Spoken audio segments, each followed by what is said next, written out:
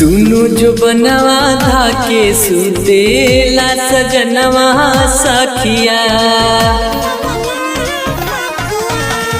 दुनु जो बनवा धाके सुतेला सजनवा सखिया। करे नहीं कमवा है सारी रतिया। दुनु जो बनवा धाके सुतेला सजनवा सखिया। दुनु जो बनवा धाके सुतेला सजनवा सखिया।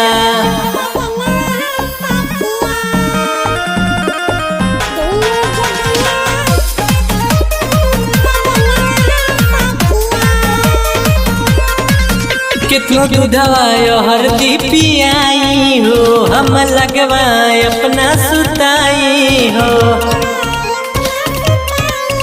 ये सोची सोची आँख हम नाम बड़ुए, का कहिए सखी कितना गाँव बड़ुए।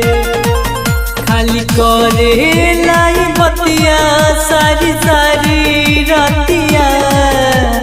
दुनो जो बनवा धाके सुतेला सजनवा सखिया।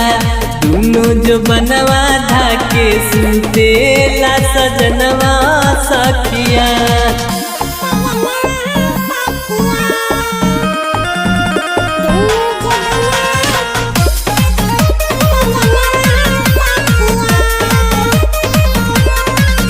जब आवे नलासा लगावेला, खाली पी के दशा छोड़ावेला।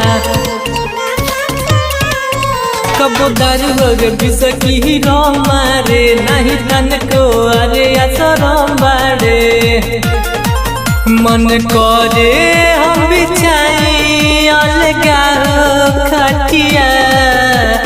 दुनो जो बनवा धाके सुतेला सजनवा सखिया।